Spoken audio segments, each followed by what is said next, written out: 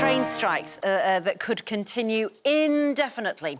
The NHS leaders warning of an impending humanitarian crisis because of rising energy bills, and the Prime Minister's office in limbo as the country struggles to stay afloat. Is there any good news? Let's ask Transport Secretary Grant Shapps now, who joins us this morning. Good morning to you, Transport Secretary. Morning. And let's kick off with the train strikes, because they're still affecting people today. And I'm a little bit confused. You've been doing more interviews this morning. You've been doing interviews for weeks on this, because, of course, it's become quite a protracted affair, these strikes. And one minute you seem to be saying, look, it's not for the government to get involved in train strikes. This is a private dispute between rail companies and their staff. The next minute you're saying you're working every hour to try and resolve this. So which is it? Are you involved or are you not? Yeah, always been involved. I've never said the government's not involved. Of course, we have to set the mandate overall for what's available to settle it. I think the wider or the narrower point, perhaps, is we're not physically negotiating point by point with the unions. That, of course, is for the employers and the unions to do. And actually, there's a very good pay offer on the table, 8% over 2 years. It also includes no compulsory redundancies, for example. But unfortunately, the union bosses won't put the offer to the workers on the railway. The only place it has been put to them, the workers have accepted enthusiastically with a 70% plus agreement to settle the strike. That was on a smaller union called the TSSA. So what we want the union bosses to do is actually put the offer that's on the table to their members. OK, fine, but we're in stalemate right now. Neither side is backing down in any of this. How much longer will you let it go on for? Yes, well, it can't go on indefinitely. It's so what are you gonna massive. Do? So, well, introduce required reforms. So, yeah, but that's going to take months, and we haven't even got a prime minister, a permanent prime minister at the moment. What are you going to do right now to end these strikes? Because yesterday the RMT union was saying they're quite happy to continue them into the autumn, beyond November, if required. Well, actually, reassuringly, unrelated to the changeover in Prime Minister, I've been going at this all summer. I haven't been anywhere else. This is all I've been doing.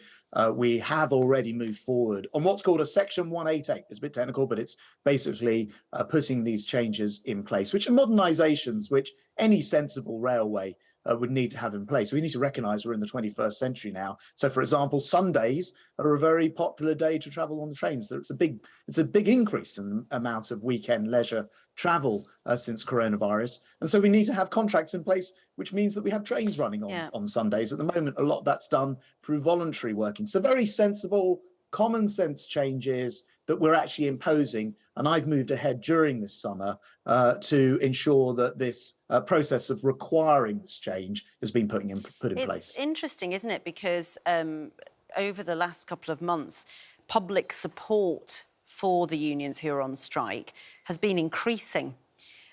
This whole affair, if it does go on indefinitely, as Mick Lynch has said, they're prepared to carry on indefinitely. The RMT have a pretty good success rate, don't they? Strikes do work. This is why tube drivers do earn quite a lot of money and so on.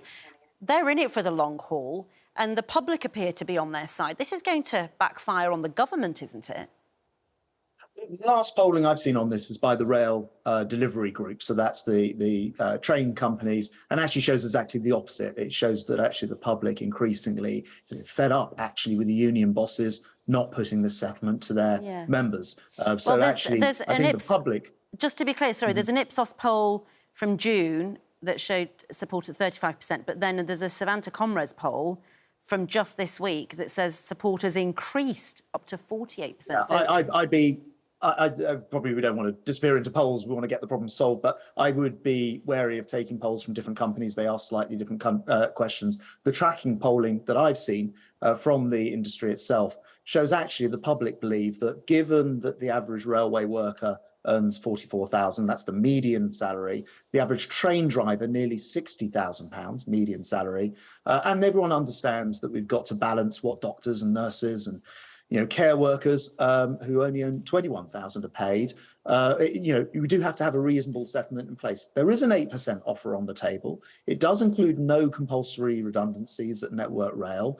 It needs to be put to the members, because once the members actually have their own choice on this, as we've seen at the smaller TSSA union, they actually accepted it with over 71% approval. And that's what we need to see happen. We've got to have these union bosses stop blocking the deal being put in front of their members. But I think, you characterise it as a battle with the unions. What the unions would argue is this is a fight with workers. And what's unique about the situation we're in right now compared to other times in history where there have been major strikes is that a lot of people, millions of people across the country, are facing the same problem that the rail workers are striking over, which is a cost of living crisis. They're not seeing their pay go up in line with inflation, which perhaps is why we're seeing in that polling quite a lot of sympathy with those who are on strike. And you mentioned doctors and nurses there. Well, we anticipate that they will be going on strike too. And this morning, the NHS has warned that there will be a humanitarian crisis because of the cost of living going up and people becoming ill as a result. Do you anticipate a humanitarian crisis this autumn, and what are you doing about it?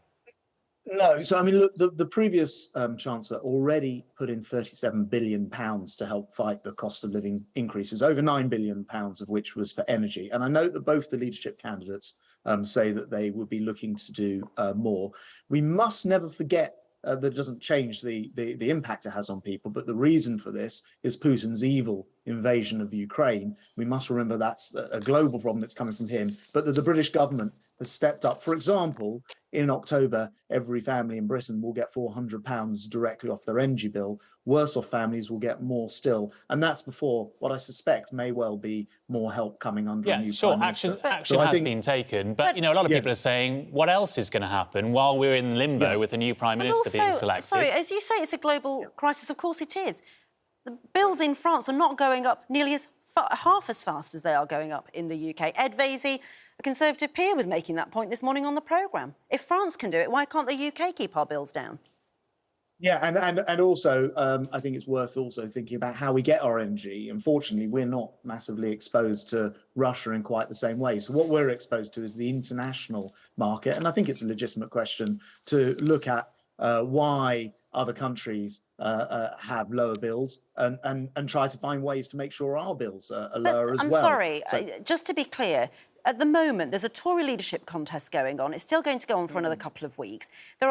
The NHS is saying there's a humanitarian crisis. People have been emailing and tweeting us this morning about their hundreds and hundreds of pounds that they're expected to pay, and they simply don't know how they're going to do it. And the government just is sitting around waiting for this Tory leadership contest to be completed at the beginning of September.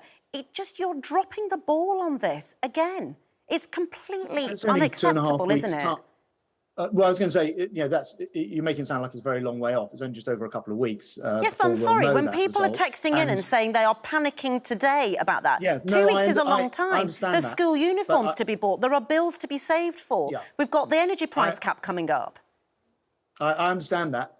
It's as if, from what you're saying, though, that £37 billion hasn't been put into tackling the cost of living, including over £9 billion for energy specifically, and people haven't seen all of that help yet because it comes in as the as the colder weather comes. So people haven't seen all of that support yet. But it's not very long, and I would agree with you if it was still 2 months or something. It's actually only 2.5 weeks. Yeah, but it's been going on for an awfully long time already, Mr. Shapps, since July, and you're backing Rishi Sunak in this campaign. Isn't it time for him to throw in the towel, given that it appears he's got absolutely no chance of winning? Give way. Get on with stuff. Bring Parliament early, but bring them back early, as Labour's calling for. I think most people would accept that democracy actually requires actual votes rather than opinion polls. What kind of democracy, though? There's only 160,000 Tory members voting in this. It's not like it's some great, huge, broad democratic event going on across the country. I just want to say, as a former party chairman, everybody is welcome to join the Conservative Party. There's no limitation. Go to conservatives.com and you can join up yourself. But these people need to be given the vote. You can't just say, well, the polls say this. Remember, if the polls had said that, then I don't know, the Brexit referendum, for example, would have been resolved in favour of Remain before the vote actually turned out to be Leave. So let's wait and see the actual result of what happens in the leadership election rather than try to second guess it, I think. Transport Secretary Grant Shapps. Thank you so much for joining us on the show.